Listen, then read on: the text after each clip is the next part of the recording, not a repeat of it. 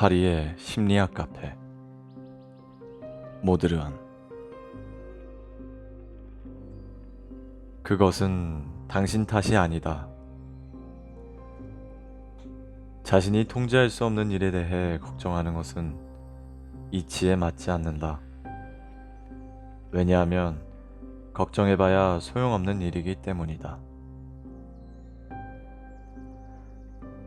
과대망상이라고 하면 뭐가 먼저 떠오르세요?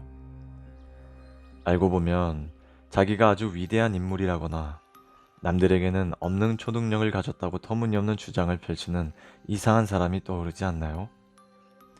과대망상에 빠진 사람들은 자기 자신을 세상에서 가장 중요한 인물이라고 여깁니다.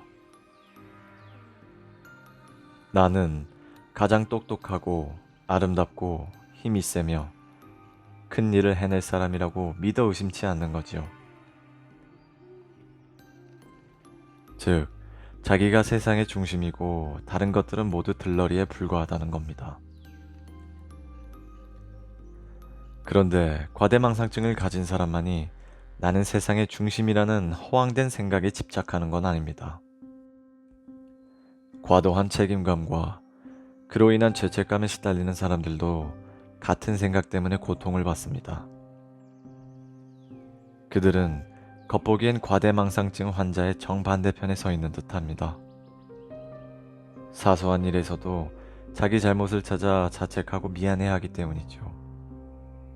그들은 닥친 불행의 원인이 자기 자신에게 있다고 굳건히 믿습니다. 다시 말해 모든 일을 자기 탓이라고 여기는 것입니다. 그리고 우리 주변엔 이런 자책의 왕들이 생각보다 많습니다. 과도한 책임감을 스스로 짊어지려는 사람들. 자클린은 우울증 때문에 심리학 카페를 찾았습니다. 그녀는 아들 교육에 실패했다는 죄책감 때문에 힘들어하고 있습니다. 어릴 때부터 아들을 너무 과잉보호해서 이제 아들은 아무런 의욕이 없는 게으른 사람이 되어버렸다는 것입니다.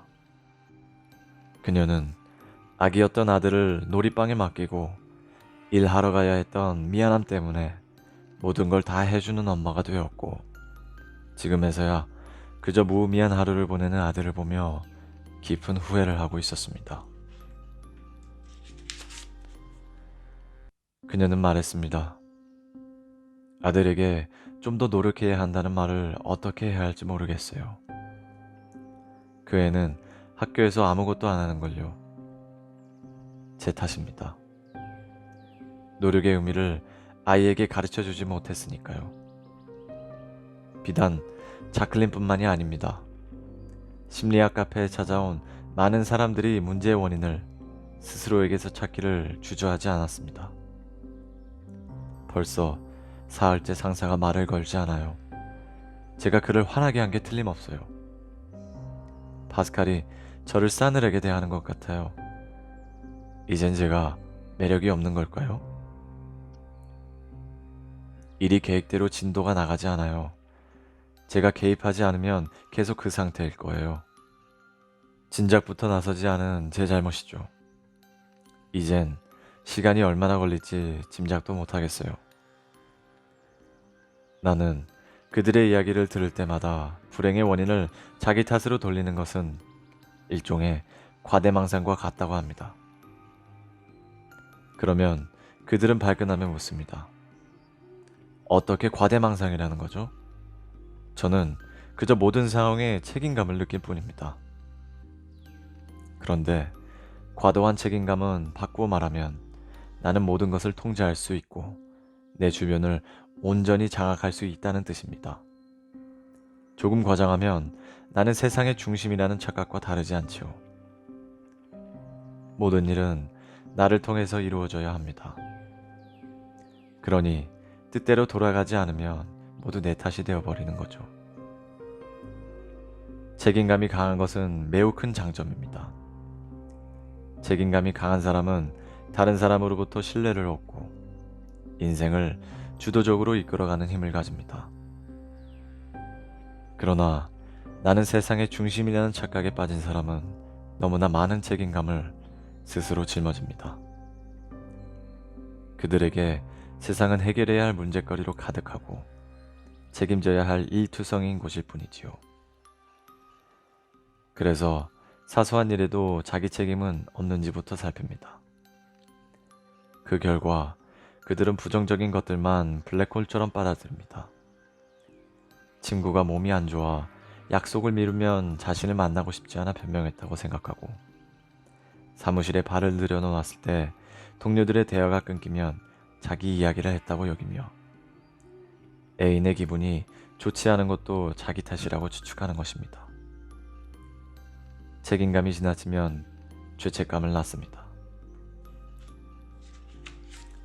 그때 그렇게 했어야 했는데 하며 과거의 행동을 후회하고, 그렇게 하지 못한 자신을 미워하게 되는 것이지요. 잘못된 행동에 대한 반성에서 멈추는 것이 아니라 자신을 어리석고 열등하고 가치 없는 실패한 사람으로 여기기도 합니다. 그러다 보면 주변의 칭찬에도 크게 기쁘지 않고 성공에도 만족하지 못합니다. 인생에서 빛나는 즐거움은 점차 사라지고 그 자리를 무거운 의무가 채우게 됩니다. 일이 뜻대로 이루어지지 않는다고 자책하지 마라. 살면서 뜻대로 할 수 있는 일이 얼마나 될까요? 막상 꼽아보면 생각보다 적다는 걸 알게 됩니다. 심지어 인생의 중대한 사건은 우리의 의지와 상관없이 일어나는 경우가 비일비재하지요. 태어나는 일부터 그렇습니다. 우리는 부모나 나라를 택할 수 없지만 어디서 태어났느냐에 따라 인생이 완전히 달라집니다. 또 삶에 큰 상처를 입히는 전쟁이나 자연재해도 우리 뜻과는 별반 상관이 없죠. 뿐만 아니라 시험, 취직, 연애, 결혼 등 중요한 통과 의례 역시 전적으로 개인의 능력과 노력만으로 결정되지 않으며 적절한 상황과 운이 따라줘야 합니다. 이처럼 인생이란 노력과 의지라는 시줄과 세상의 흐름이라는 날줄이 만나 직조되는 것입니다. 제 아무리 뛰어난 사람이라도 자기 뜻만으로 모든 것을 이룰 수는 없죠. 그러므로 조금 견선해줘도 괜찮습니다. 더 이상 모든 일이 뜻대로 이루어지지 않는다고 실망하거나 자책하지 마세요. 우리는 오로지 자기 자신에 대해서만 영향력을 발휘할 수 있을 뿐입니다. 이 사실을 분명히 이해할 때만 세상 모든 일을 자기 책임으로 돌리지 않고 관련된 사람들과 책임을 나눌 수 있습니다. 자클린은 아들의 문제가 온전히 자기 잘못이라고 생각했지만 그녀는 아들 곁에 아빠, 할아버지, 할머니, 선생님이 있다는 사실을 잊고 있었습니다. 마찬가지로 상사가 말을 안 할 때에는 개인적인 고민이 있을 수 있고, 애인이 소원해진 것처럼 느껴진 데에는 그의 직장 문제가 자리하고 있을지도 모르죠. 나와는 상관없는 어려운 문제에 맞닥뜨렸을 수 있고 그것은 결코 내 책임이 아닙니다. 이런 생각을 가지면 다른 사람에게 도움을 요청할 수 있게 됩니다. 아들이 학교 공부를 안 해서 속이 상하면 남편과 함께 아이 이야기를 해보려고 노력할 것입니다. 애인과 멀어진 것 같은가요? 먼저 상대에게 무슨 금심이 있는지 물어보고 같이 풀면 됩니다. 상사가 며칠째 아무 말도 안 한다고요? 만약 그게 당신 때문이었다면 진즉 불러 당신에게 이야기했을 거예요. 당신이었으면 돌아가지 않는 회사 일 때문에 스트레스를 받고 있나요? 천만의 말씀. 나 아니면 안 될 것 같던 일도 하나둘 내려놓으면 회사도 가족도 사회도 의외로 잘 돌아간다는 걸 알게 됩니다. 타인의 시선에 얽매이지 말고 자유롭게 나가라. 내가 아니면 안 된다. 책임감의 배경에는 모든 사람들이 나를 주시하고 있다는 자기 암시도 한몫합니다. 그런데 이와 관련한 재미있는 실험이 있습니다.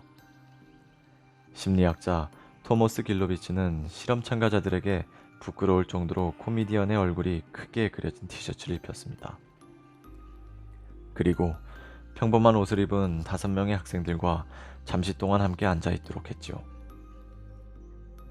그 후 촌스러운 티셔츠를 입었던 참가자에게 그의 옷차림을 알아차린 사람이 몇 명이나 될 것 같은지를 물었고, 참가자들은 함께 있었던 학생의 50%가 자신을 기억할 거라고 응답했습니다. 그러나 정작 그의 옷차림을 기억한 사람은 10%에 못 미쳤죠. 참가자들은 실제 이상으로 다른 사람이 자신의 모습을 주목할 것이라고 여겼던 것이지요. 이처럼 연예인들이 스포트라이트를 받듯이 자신이 다른 사람들의 시선을 받고 있다고 생각하며 필요 이상으로 신경 쓰는 현상을 조명 효과라고 합니다. 그러나 우리는 연예인이 아닙니다. 사람들은 생각보다 타인의 행동에 관심이 없습니다. 오직 나만이 나에 대해 무지 관심이 많을 뿐입니다. 어쩌면 이 사실이 당신을 슬프게 만들지 모르겠네요. 타인에게 관심과 인정을 받고 싶은 건 누구나 가지고 있는 강렬한 욕망이니까요. 하지만 내가 세상의 중심이라는 생각을 버리면 우리는 무엇과도 바꿀 수 없는 소중한 자유를 얻게 됩니다.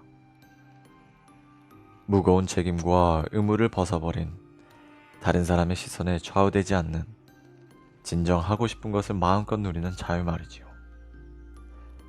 그리고 이것이야말로 우리에게 생동감을 주는 아주 고마운 선물입니다.